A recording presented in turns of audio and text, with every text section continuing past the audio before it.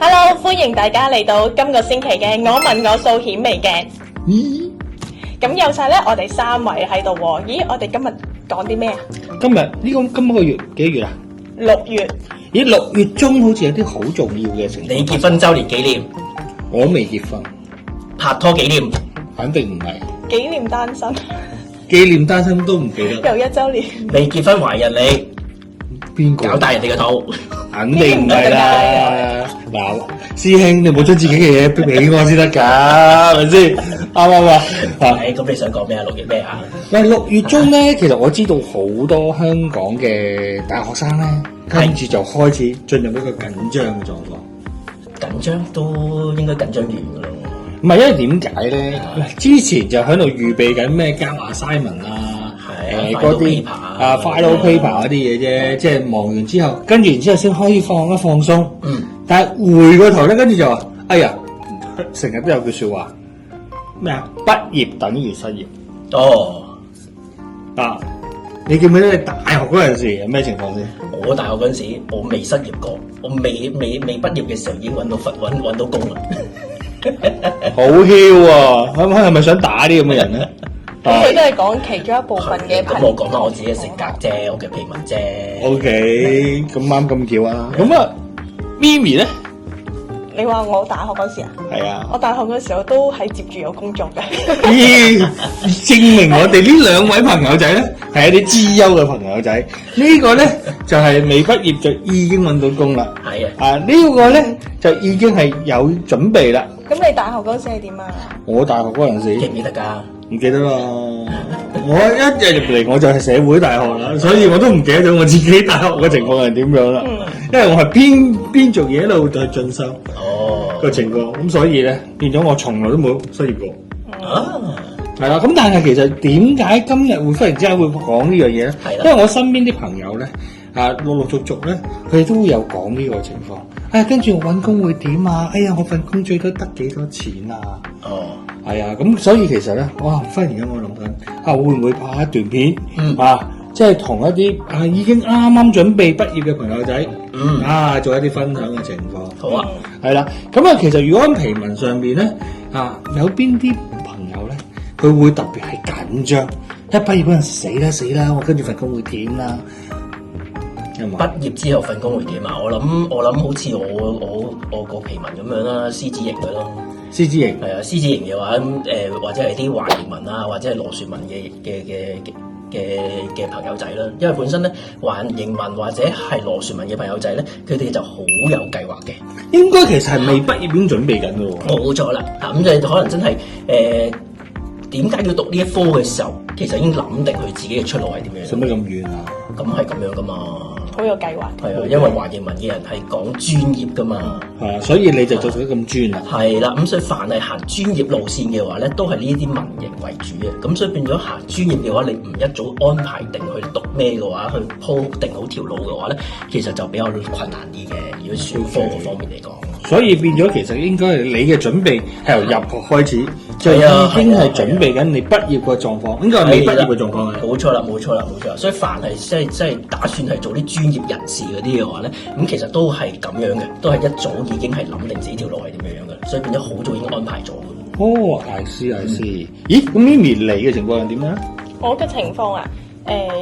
如果我遇到比較多嘅朋友咧，即係最近都會喺度問我哋我哋嚟緊畢業咯，我應該入大公司啊，定係細公司啊？係啊，呢個都好多人關心。係啊，我睇佢嘅文型咧，咁呢啲朋友咧都幾多係嗰啲機型文嘅。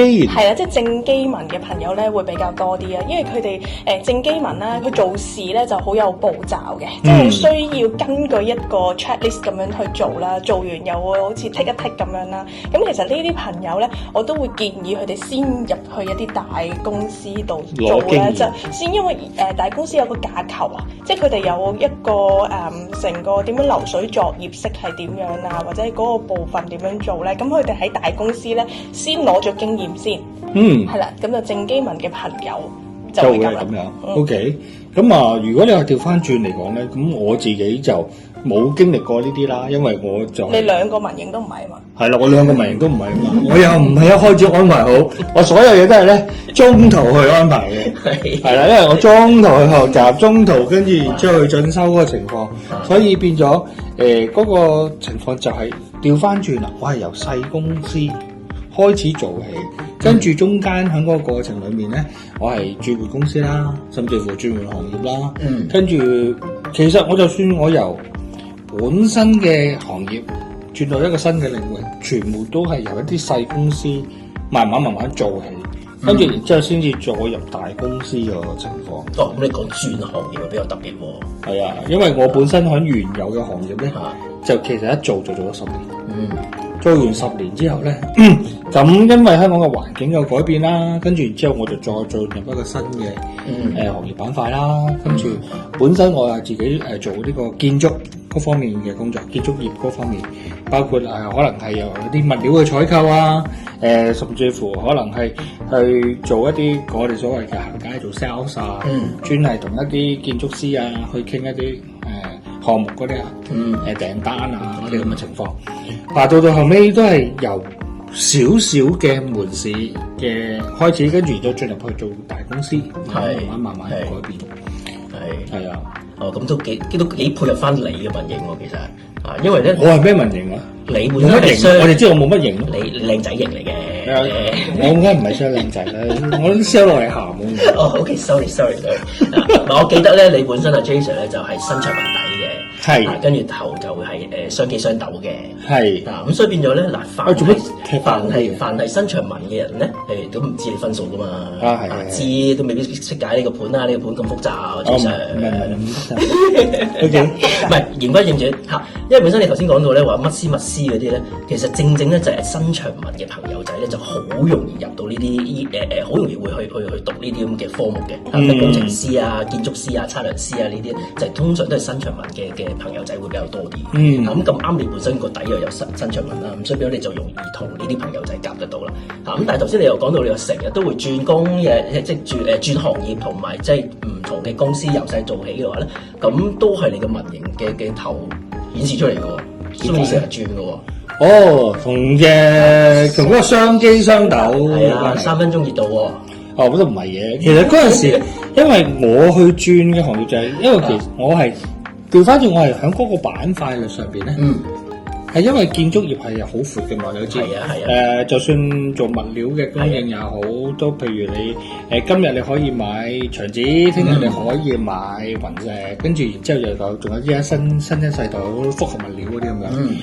咁其實因為正就係咧，我好奇響每一個叫做產品上邊，係冇錯。咁而每一個產品或者每一個板塊上邊或者設計上邊等等嘅情況啦，都會有唔同。咁所以喺咁嘅情況之下咧，我就去學完某一樣嘅，譬如建築物料之後，跟住我就會轉去另一款嘅物料公司，又去學。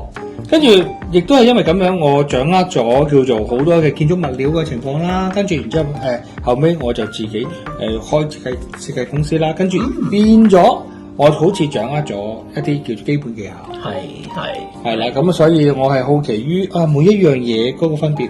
與其我慢慢去認識佢，不如我直接進入嗰個行業啦。喺嗰個行業可能做2-3年，跟住或者1-2年，有啲就會比較長，有啲會比較短，或者甚至乎有啲係 overlap 咗，即係叫做重疊咗個時間咁嘅情況。呢啲都係滿足翻雙機雙斗嘅人。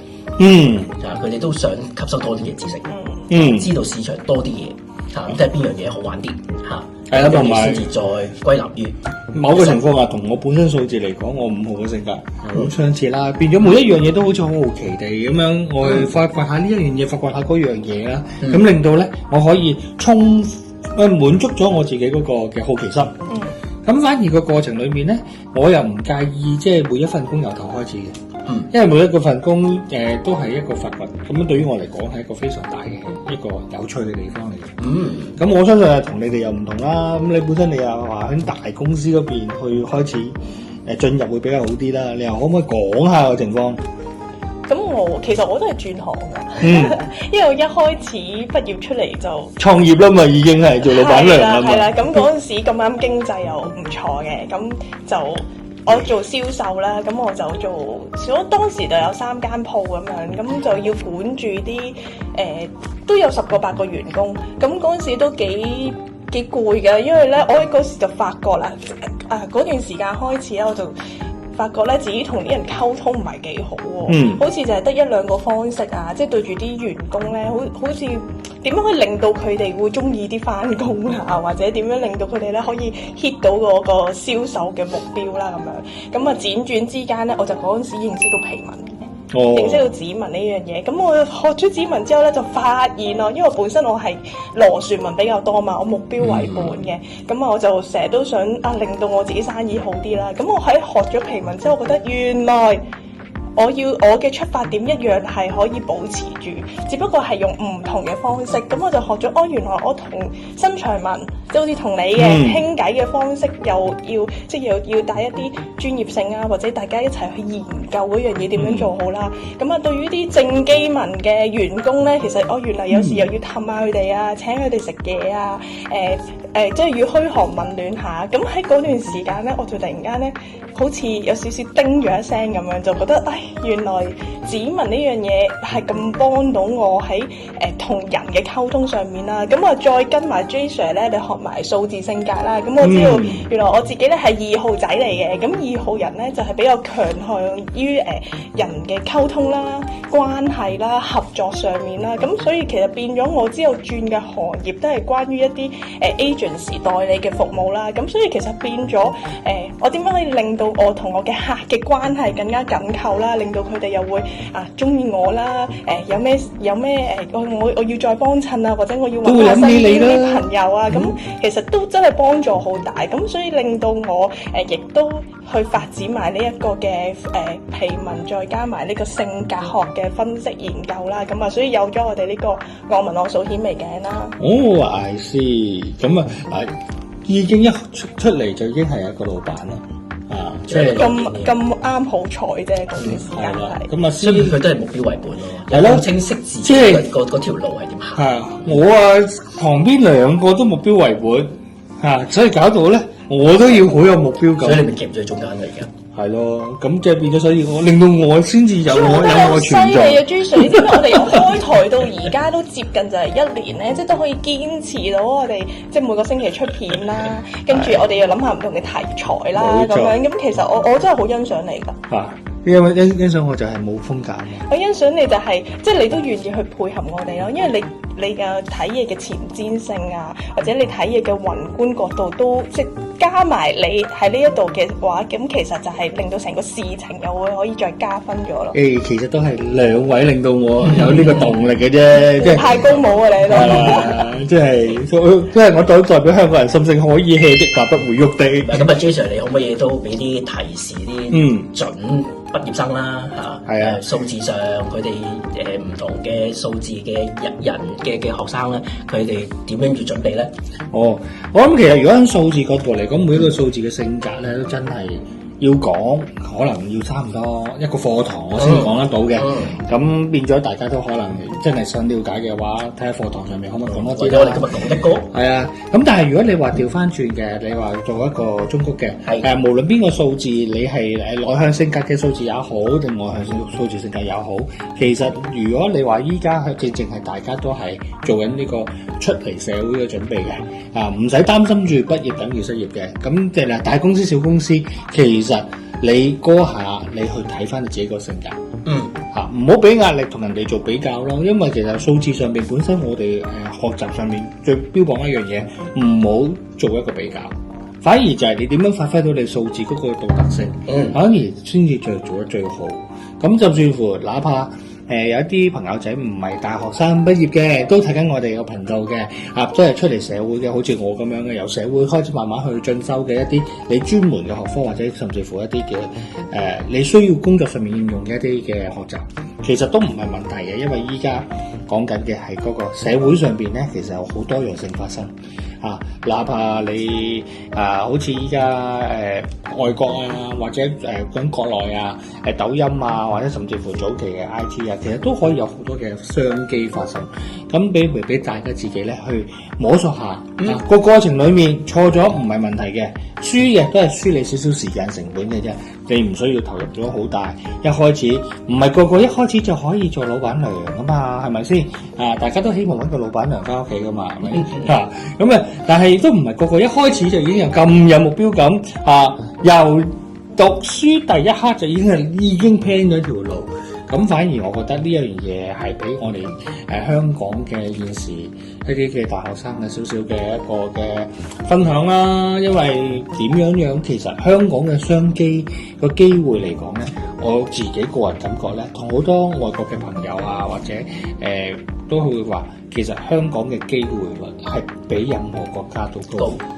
呢個我諗你好大感受啦。係啊，因為嗰陣時你喺外國讀書，佢哋要去唔係你讀個都讀你個科啦，但係其他你學科嘅先底，其實我諗佢哋都喺當地成日都會話，真係有嗰句説話咯，畢業等於失業。係啊，咁啊，師兄又可以點樣？喂，講俾大家聽，分享下。